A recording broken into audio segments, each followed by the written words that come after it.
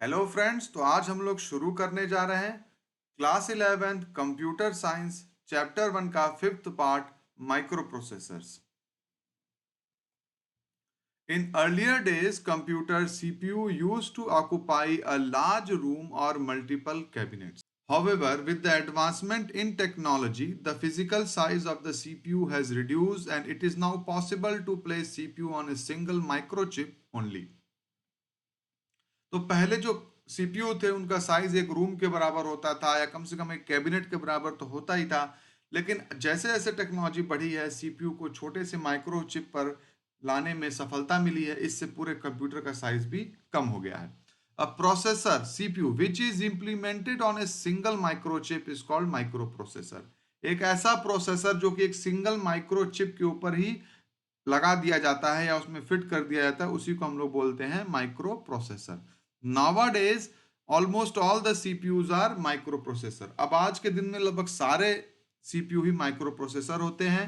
Hence, the terms are used synonymously for practical purpose. इसीलिए micro processor और CPU ये आपस में synonymously यूज होते, दोनों का मतलब लगभग अब आज के टाइम में सेम ही हो गया है। Micro processor is a small sized electronic component inside a computer that carries out various tasks involved in a data processing as well as arithmetical and logical operation। तो माइक्रोप्रोसेसर एक small size electronic component है या circuit है जिसका कि मूल काम data processing करना है, साथ ही साथ वो अरिथमेटिकल और लॉजिकल ऑपरेशंस को भी परफॉर्म करता है। These days, microprocessor is built over an integrated circuit comprising millions of small components like resistor, transistor and diode। अब आज के टाइम में जो माइक्रोप्रोसेसर है वो एक इंटीग्रेटेड सर्किट के ऊपर बना हुआ है जिसमें कि मिलियंस ऑफ कंपोनेंट्स होते हैं जैसे कि register, transistor, diode etcetera. Microprocessors has evolved over time in terms of their increasing processing capacity, decreasing physical size and reduced cost. तो माइक्रो प्रोसेसर का समय के साथ बहुत इवोल्यूशन हुआ है, उनका विकास हुआ है। किस किस टर्म में उनका प्रोसेसिंग कैपेसिटी बढ़ी है, उनकी जो क्षमता है काम करने की उसमें विकास हुआ है। डिक्रीजिंग फिजिकल साइज, उनके फिजिकल साइज में कमी आई है एंड रिड्यूस कॉस्ट, उनकी कीमत में भी कमी आई है। समय के साथ साथ माइक्रो प्रोसेसर का बहुत ही ज़्यादा विकास हुआ है। Currently available microprocessor are capable of processing millions of instructions per second। अभी के टाइम में जो माइक्रोप्रोसेसर्स अवेलेबल हैं उनकी क्षमता है कि मिलियंस ऑफ इंस्ट्रक्शंस पर सेकंड में एग्जीक्यूट कर सकते हैं। अब हम लोग देखते हैं एक table 1.2 list different types of microprocessors along with their generation. जो टेबल 1.2 नीचे आप टेबल देख रहे हैं इसमें अलग तरह के माइक्रोप्रोसेसर्स उनके जनरेशंस के साथ दिखाए गए हैं। Time period and underlying technology since Inception in the early 1970s में जब वो शुरुआत हुई तब से उनका क्या उनके जनरेशन से वो सारे यहाँ पर दिखाए गए। आइए चलिए हम लोग इसको देखते हैं। फर्स्ट जनरेशन जो है 1971 से 73 तक LSI large scale integration 4 to 8 bit, 4 या 8 बिट हो सकते हैं। इसमें वर्ड साइज है इसका। अब ये वर्ड साइज क्या है, चिप टाइप क्या है, तो ये हम लोग सब कुछ देखेंगे। कोर क्या है, क्लॉक स्पीड क्या है, ये सब चीजें हम लोग अभी आगे टर्म्स में हमारे आएगा तो हम समझेंगे उसको। मैक्सिमम मेमोरी साइज इसकी कितनी हो सकती है, 1 किलोबाइट। 108 किलो हर्ट्ज से लेकर के 200 किलो हर्ट्ज तक है। कोर सिंगल है, कोर भी हम लोग जानेंगे कोर क्या होता है। फिर इंटेल 8080 इसका एग्जाम्पल है। सेकंड क्या है, सेकंड जनरेशन 1974 से 78 तक आया। LSI है, ये भी लार्ज स्केल इंटीग्रेशन। 8 बिट इसकी वर्ड साइज है। 1 MB इसका मेमोरी साइज हो गई है। 2 मेगा हर्ट्ज तक ये इसकी स्पीड है। सिंगल कोर ये भी है।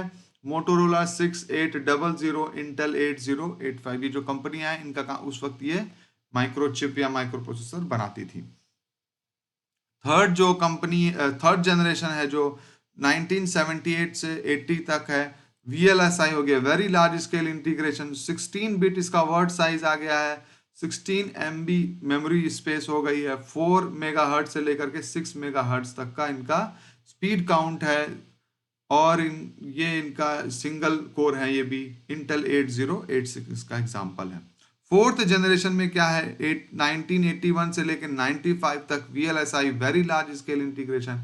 32 बिट का इनका वर्ड साइज हो गया है। मेमोरी साइज है 4 GB का, अप टू 133 मेगाहर्ट्ज इनका जो क्लॉक स्पीड है। ये भी सिंगल कोर है, Intel 80386, Motorola 68030।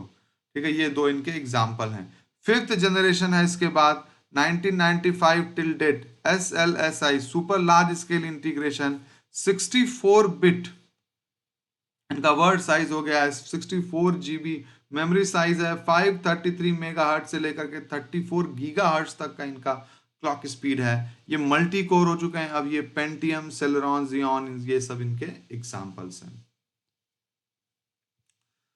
Micro processor specifications. अब माइक्रो प्रोसेसर स्पेसिफिकेशंस क्या, यानी कि वो स्पेसिफिक खूबियां जिनके आधार पर हम दो माइक्रो प्रोसेसर को कंपेयर कर सकते हैं कि कौन सा ज्यादा है, बेहतर है। उन टर्म्स को यहाँ पर हमें बताया गया है माइक्रो प्रोसेसर स्पेसिफिकेशंस में। Micro processors are classified on the basis of different features which include chip type, word size, memory size, clock speed, etc. तो माइक्रो प्रोसेसर का जो क्लासिफिकेशन है वो इन टर्म्स के आधार पर किया गया है। कौन कौन से इसमें है? इसमें आता है आपका वर्ड साइज है, मेमोरी साइज है, क्लॉक स्पीड है। These features are briefly explained below, जो कि नीचे इनको एक्सप्लेन किया गया है ब्रीफ तरीके से। हम लोग देखते हैं अभी। वर्ड साइज, वर्ड साइज का मतलब है word size is the maximum number of bits that a micro processor can process at a time. Maximum number of bits जो एक माइक्रो प्रोसेसर एक बार में प्रोसेस कर सकता है, उसी को हम लोग बोलते हैं वर्ड साइज। फॉर एग्जाम्पल, अगर किसी माइक्रो प्रोसेसर का वर्ड साइज मान लीजिए 4 बिट का है, ठीक है, तो 0101, 4 बिट का ही डेटा वो एक बार में उठा सकता है, उसको प्रोसेस कर सकता है। ठीक है, तो अब अगर उसको 32 बिट के किसी इंस्ट्रक्शन को प्रोसेस करने की जरूरत है, तो वो तो 4 बिट का प्रोसेस ही कर सकता है, यानी कि वो अब इस 32 बिट को एक बार में प्रोसेस नहीं कर सकता, बल्कि उसको 4 साइकिल चलानी पड़ेगी। सॉरी, 8 साइकिल्स चलेंगी। ठीक है, 8 साइकिल्स चलानी पड़ेंगी, तब जाकर वो 32 बिट के इंस्ट्रक्शन को पूरा कर पाएगा। तो अब वो ज्यादा टाइम लेगा। ठीक है, 8 बार जब वो चलेगा तब। वहीं अगर कोई ऐसा प्रोसेसर है जो कि आपके 8 बिट का है, ठीक है, 8 बिट का अगर प्रोसेसर है, तो वो क्या होगा, तब वो उसका मतलब वो 8 बिट्स को एक बार में उठा लेगा। ऐसे में अगर वही 32 बिट का प्रोसेस जो इंस्ट्रक्शन होगा, उसको पूरा करने के लिए अब इसको 4 साइकिल चलनी पड़ेगी, ना कि 8 साइकिल। अब वो 8 साइकिल नहीं चलेगा, केवल 4 साइकिल चलेगा। तो यानी कि वो लगभग डबल स्पीड में इसको पूरा कर देगा। ठीक है, तो ये इस तरीके से होता है कि वर्ड साइज किस तरीके से स्पीड में, कंप्यूटर के स्पीड में, प्रोसेसिंग स्पीड में इफेक्ट डालती है, आप देख रहे हैं यहाँ पर। ठीक है, तो जितना ज्यादा बड़ा वर्ड साइज होगा, उतना जल्दी से वो इंस्ट्रक्शंस को वो पूरा कर पाएगा। Earlier word was of 8 bit, पहले 1 बिट के होते थे। It was maximum limit at that time, तब ये इसकी मैक्सिमम लिमिट थी। लेकिन अब जो है मिनिमम वर्ड साइज ही आपका 16 बिट का है और मैक्सिमम 64 बिट का जा चुका है। ठीक है, आप लोग सुनते होंगे फिर 64 बिट प्रोसेसर है या 64 बिट ऑपरेटिंग सिस्टम, इस तरह की चीजें आप सुनते होंगे। ठीक है, मेमोरी साइज, मेमोरी साइज क्या है? Depending upon the word size, the size of the RAM varies. Word size के अनुसार रैम का भी जो साइज है वो वेरी कर सकता है, बदल सकता है। फॉर एग्जांपल, अगर ज्यादा वर्ड कैपेसिटीज का मतलब ज्यादा मेमोरी, ज्यादा डेटा को वो कवर कर सकता है, जल्दी जल्दी वो उसको यूज कर सकता है, तो एक बड़ा रैम भी अच्छा रहेगा बड़े वर्ड साइज के लिए। लेकिन अगर छोटा वर्ड साइज है, तो बहुत बड़ा रैम लगाकर भी कोई फायदा नहीं है, क्योंकि फिर वो उसको यूज नहीं कर पाएगा। Initially, RAM was very small due to the 4 to 8 bit word size. As word size increased to 64 bit, it has become feasible to use RAM up to the size of 16 exabyte. तो जब 64 bit के word size होने लगे, तो 16 exabyte तक के RAM जो है यूज होना पॉसिबल हो गया, और वो फिजिबल भी हो गया, अच्छे से रिजल्ट भी देने लगे। ठीक है, इसके बाद आया है clock speed. Computer have an internal clock that generate pulses at a regular intervals. ठीक है, तो कंप्यूटर के अंदर एक इंटरनल, एक अंदर ही उनके क्लॉक होती है जो रेगुलर इंटरवल पर पल्सेस जनरेट करती है। ठीक है, तो अब ये क्या है पल्सेस? एक्चुअली में पल्सेस का मतलब जैसे कि कंप्यूटर कोई भी इंस्ट्रक्शन एक क्लॉक पल्स पर करता है, मतलब एक क्लॉक पल्स आएगी तब एक काम करेगा, फिर अगली क्लॉक पल्स आएगी तो अगला काम करेगा। अब सपोज आप एक बार के लिए एज्यूम करिए कि कोई एक कंप्यूटर जिसमें कि 1 सेकेंड में एक क्लॉक पल्स आती है, ठीक है, और उसके पास 10 इंस्ट्रक्शन है काम करने के लिए। तो अब उसको इस 10 इंस्ट्रक्शन को पूरा करने में वो उसको 10 सेकंड लग जाएंगे, क्योंकि वो एक क्लॉक पल्स में एक इंस्ट्रक्शन को पूरा कर रहा है, ठीक है। अब वही दूसरा एक कंप्यूटर है जो कि एक सेकंड में 2 क्लॉक पल्स दे रहा है। अब ऐसे में क्या होगा, यहाँ पर ये 10 इंस्ट्रक्शन को 5 सेकंड में ही पूरा कर देगा, क्योंकि एक सेकंड में वो 2 इंस्ट्रक्शन को एग्जीक्यूट करेगा, ठीक है। कोई दूसरा कंप्यूटर है जो कि एक सेकंड में 10 क्लॉक पल्स पूरा कर रहा है, तो ये पूरे इंस्ट्रक्शंस को एक सेकंड में ही पूरा कर देगा, ठीक है। इसी के साथ जैसे जैसे क्लॉक पल्स की स्पीड बढ़ती जाती है, वैसे वैसे इंस्ट्रक्शंस को पूरा करने की जो स्पीड है वो भी बढ़ती जाती है। Clock speed simply means the number of pulses generated पर सेकंड। क्लॉक स्पीड का सिंपल मतलब होता है कि एक सेकंड में कितने पल्स को जनरेट किया गया है by the clock inside a computer. The clock speed indicates the speed at which computer can execute instruction. Clock speed से हमें अंदाजा लगता है कि एक कंप्यूटर कितनी तेजी से इंस्ट्रक्शंस को एग्जीक्यूट कर सकता है, जैसा कि मैंने अभी आपको बताया, ठीक है।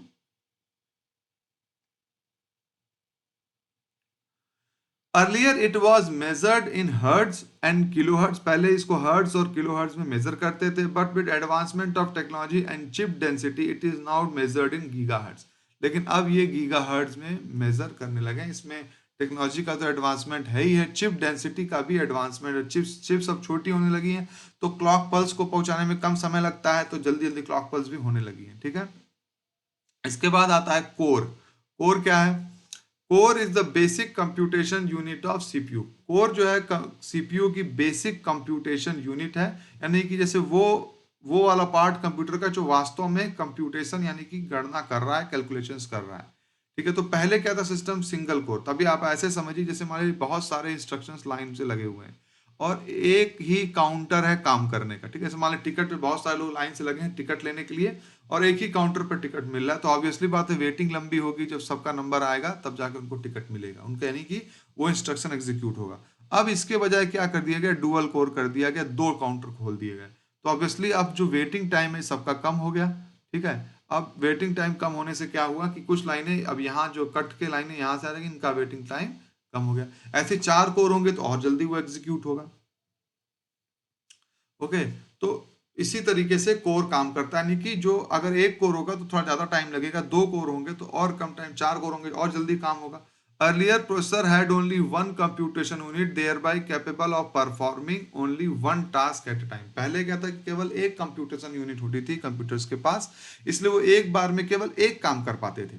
With the advent of multi-core processor, it has become possible for the computer to execute multiple tasks, thereby increasing the system's performance. Multi core processor के आने से क्या हुआ कि एक बार में बहुत सारे काम करने लगे, बहुत सारे प्रोसेस को परफॉर्म करने लगे। इससे क्या हुआ कि उनकी जो स्पीड हो गई काम करने की वो बढ़ गई, और वो मल्टीपल टास्क परफॉर्म करने में कैपेबल हो गए। CPU with 2, 4 and 8 cores is called dual core, quadra core and octa core processor respectively. तो 2 कोर होगा तो डुअल कोर कहते हैं, क्वाड कोर कहते हैं, और 8 कोर होगा तो ऑक्टा कोर कहते हैं उसको। Micro controller. अब माइक्रो कंट्रोलर क्या है, आइए इसको समझते हैं। Microcontroller is a small computing device which has a CPU, a fixed amount of RAM, ROM and other peripherals all embedded on a single chip, as compared to microprocessor that has only a CPU on the chip. तो micro controller एक ऐसा small device है, computing device है, जो कि जिसमें RAM, रोम और other peripherals भी, ठीक है, ये सब एक ही सिंगल चिप के ऊपर एम्बेड कर दिए जाते हैं, लगा दिए जाते हैं, ठीक है। माइक्रो प्रोसेसर से ये कैसे अलग है? माइक्रो प्रोसेसर में केवल सीपीयू होता है, लेकिन माइक्रो कंट्रोलर में सीपीयू के साथ साथ कुछ और डिवाइसेस भी लगा दिए जाते हैं, कुछ और सर्किट भी लगा दी जाती हैं। जैसे कि इनमें इनपुट आउटपुट पोर्ट भी दे दिया, यानी इनपुट पेरिफेरल डिवाइसेस दे दिया है, साथ में इसी में मेमोरी दे दिया है। सीपीयू तो है ही है, क्लॉक भी इसी सर्किट में दे दी है, तो सब कुछ एक ही में कंबाइन कर दिया गया। अपने आप में छोटा सा एक कंप्लीट कंप्यूटर है, ठीक है। तो यही है माइक्रो कंट्रोलर, और माइक्रो प्रोसेसर अलग है। माइक्रो कंट्रोलर में क्या है कि वो एक पूरा छोटा सा एक कंप्यूटर, जबकि माइक्रो प्रोसेसर केवल सीपीयू होता है। The structure of micro controller is shown in the figure 1.9। आप यहां देख सकते हैं, इसमें कीबोर्ड है, mouse, washing machine, digital camera, pen drive, remote controller, microwave are few example of micro controller. तो ये सारे जो एग्जांपल है माइक्रो कंट्रोलर का इसमें यूज हुआ है। एक तरीके से जो भी डिवाइस जिसमें कुछ लेवल ऑफ ऑटोमेशन है, इलेक्ट्रॉनिक ऑटोमेशन, उसमें कहीं ना कहीं माइक्रो कंट्रोलर का यूज हुआ है।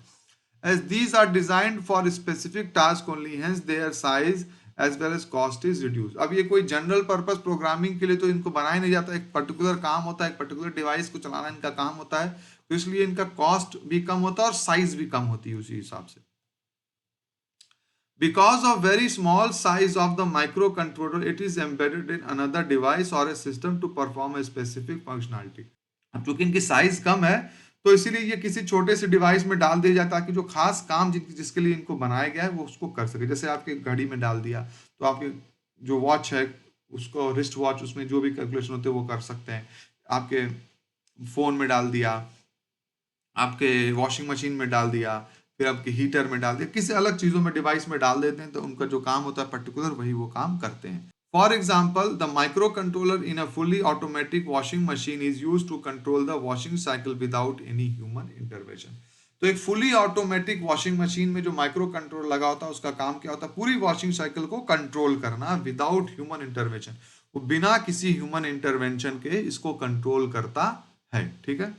The cycle starts with the filling of water, after which the clothes are soaked and washed. तो साइकिल कैसे स्टार्ट होती है, पहले पानी भरता है, फिर उसमें कपड़े को गीला किया जाता है. There after the water is drained and the clothes are spin dry. उसके बाद वाटर को खाली कर देते हैं और धोने के बाद फिर उनको सुखा देते हैं. ये सब कुछ काम हो जाता है ऑटोमेटिक तरीके से. The simple use of micro controller has permitted repetitive execution of tedious task automatically without any human intervention. तो माइक्रो कंट्रोलर के यूज से ये पॉसिबल है कि रिपीटेटिव टास्क, यानी ऐसा काम जिसमें एक छोटा सा कोई काम हो, थकाने वाला काम हो लेकिन बार बार उसको करना पड़े, ऐसे काम को एक छोटा सा माइक्रो कंट्रोलर हम डिवाइस बना दें और उसको उस माइक्रो कंट्रोलर को सौंप दे, भाई तुम काम को बार बार करते रहो. जैसे अब धोना है, कपड़े धोने में क्या है, उसको बस हिलाना ही है, कपड़े को अच्छे से साबुन करके रगड़ना है. तो अब ये काम जो हमने माइक्रो कंट्रोलर को दे दिया, भाई तुम इसको घुमाते रहो, कपड़ों को करते रहो. ठीक है. Thereby saving precious time. इससे हमारा जो कीमती समय वो बचता है, हम उसको और क्रिएटिव काम में लगा सकते हैं. तो फ्रेंड्स, ये हमारा माइक्रो प्रोसेसर का पार्ट हो गया. अब हम अगले वीडियो में नेक्स्ट पार्ट पर जाएंगे जो कि डेटा एंड इंफॉर्मेशन है. Thank you friends.